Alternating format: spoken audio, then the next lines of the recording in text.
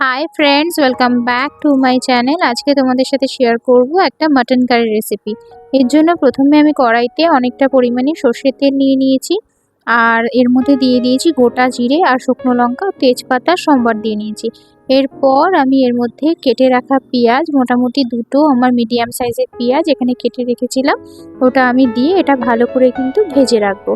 তো এটা দেখো ভাজতে হবে অনেকক্ষণ পরিমাণ, একটু ধৈর্য নিয়ে ভাজতে হবে, কারণ মাটন কারিতে না পেঁয়াজটা যদি বেশি করে ভাজা না হয় তাহলে কিন্তু ভালো লাগে না। আর এদিকে আমি ওদিকে পেঁয়াজ ভাজা হোক, এদিকে আমি মশলা বেটে নিচ্ছি। জিরে বেটে নিয়েছি, গোটা জিরে, আর হচ্ছে ধনে। এখানে আমি ধনেটা গুঁড়ো ইউজ করছি, কারণ আমার কাছে কিন্তু মানে গোটা ধনেটা নেই। তোমাদের কাছে যদি গোটা ধনে থাকে তাহলে তোমরা গোটা ধনেটাও বেটে দেবে। আজকে আমি পুরো রান্নাটাই শিলে বেটে করব, এই জন্য দেখো আমি প্রত্যেকটা মশলাই কিন্তু শিলে বেটে নিচ্ছি। ওদিকে জিরে ধনে বাটা হয়ে গেছে, এবারে আমি বেটে নিচ্ছি আদা আর রসুনগুলো। একটু বেশি পরিমাণে আদা রসুন দিতে হবে, যেহেতু মাটন, তাই একটু বেশি পরিমাণে আমি আদা রসুন দিয়ে ভালো করে আদা রসুনটাকে এবার বেটে নেব। এবারে আদা রসুন বাটা হয়ে গেলে আমি কিন্তু বেটে নেব হলো কাঁচা লঙ্কা। আমি কিন্তু এখানে শুকনো লঙ্কা ইউজ করছি না, তোমরা চাইলে কিন্তু শুকনো লঙ্কা ইউজ করতে পারো। আমাদের বাড়িতে যেহেতু কেউ শুকনো লঙ্কা খায় না, এই জন্য কিন্তু আমি শুকনো লঙ্কাটা ইউজ করছি না। কাঁচা লঙ্কা দিয়ে নিয়েছি, এখানে মোটামুটি 10-12টার পরিমাণে কাঁচা লঙ্কা দিয়ে নিয়েছি। এই কাঁচা লঙ্কাগুলো বেশ ভালোই ঝাল হয়, কিন্তু কি হয় এটাতে কি বলতো, ক্ষতি হয় না যেহেতু কাঁচা লঙ্কা। এই জন্য আমি সুন্দর করে কাঁচা লঙ্কাটা মিহি করে বেটে নেব। আমার ওদিকে আদা রসুনটা দেখো বাটা হয়েই গেছে। আর তোমরা বলতে পারো যে এটিএম কার্ড দিয়ে আমি কেন এটা করছি। আমার আসলে এটিএম কার্ডটা কিন্তু পুরনো এটিএম কার্ড, মানে এটা এক্সপায়ারি হয়ে গেছে, হাতের কাছে পেয়েছিলাম। এই জন্য কিন্তু আমি এটা দিয়ে মশলাগুলোকে করে নিচ্ছি, নাহলে কিন্তু হাতে জ্বলতে পারে। তো যাই হোক, এবারে আমার ওদিকে মশলার সমস্ত কিছু বাটা হয়ে গেছে। এদিকে আমি পেঁয়াজের মধ্যে কাটা টমেটোটা দিয়ে দিলাম। টমেটোটা একটু মোটা মোটা করে কেটেছি, বেশি কারণ অনেকক্ষণ তো কষবো, আর অটোমেটিক কিন্তু এটা গলে যাবে। তো দেখো এখানে টমেটো দেওয়ার পরে তার মধ্যে দিয়ে দিলাম নুন আর চিনি। চিনিটা দিতেই হবে, কারণ চিনি না দিলে কিন্তু টেস্ট হয় না। তা আমি যে কোনো রান্নাতেই একটু চিনি দিই, মাংসতে তো বিশেষ করে দেবই। সেটা টক দই দিই বা না দিই, টক দই দিলে তো অবশ্যই মাস্ট লাগবে। তাছাড়াও তোমরা কিন্তু অল্প পরিমাণে চিনি দেবে, দিয়ে দেখো ভালো লাগবে আশা করছি।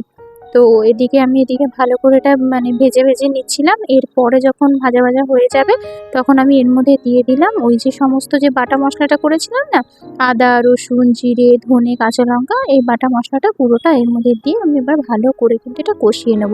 কষানোটা কিন্তু এখানে খুবই ইম্পর্টেন্ট, ভালো করে না কষালে কিন্তু এই মাংসের টেস্টটা কিন্তু পাওয়া যাবে না। মাটনে কিন্তু সবসময় মাটনটা দেওয়ার আগেও মশলাটা ভালো করে কষাতে হয়, এবার মাটনটা দিয়েও কিন্তু ভালো করে মশলাটা কষাতে হয়। আমি কিন্তু ওইদিকে মাটনটাকে আর নুন হলুদ আর একটু সর্ষের তেল দিয়ে মাখিয়ে রেখেছি, আর কিন্তু কিছু দেইনি। আজকে টক দই দেবো না, আমি একদম ঘরোয়া পদ্ধতিতে, মানে একদম গ্রাম্য পদ্ধতিতে রান্নাটা করছি। তো আর দিয়ে দিলাম একটু কাশ্মীরি লঙ্কার গুঁড়ো কালারের জন্য, এটা অপশনাল, তোমরা চাইলে দিতে পারো। যদি কালারটা একটু ভালো আনতে চাও তাহলে কিন্তু এটা দিতে পারো। আর তোমরা যদি শুকনো লঙ্কা ইউজ করো তাহলে কিন্তু এটা দেওয়ার কোনো দরকার নেই। যদি তোমরা শুকনো লঙ্কা বেটে দিতে পারো তাহলে এটা দিতে হবে না। এটা একমাত্র যদি কাঁচা লঙ্কা দাও তাহলে কিন্তু এটা দিতে পারো। এই মশলাগুলো তোমরা চাইলে কিন্তু মিক্সিতে বেটেও দিতে পারো, মিক্সির থেকে কিন্তু বেটে হাতে বাটা মশলার টেস্টটা একটু বেশি হয়, এই জন্য কিন্তু আমি এটা হাতে বেটে দিলাম। এবার দেখো আমি মাটনটা দিয়ে দিলাম, মাটনটা ভালো করে দিয়ে এবারে কিন্তু অনেকক্ষণ ধরে ধৈর্য ধরে কষাতে হবে, অনেকক্ষণ ধরে আমি কিন্তু এটা কষাবো।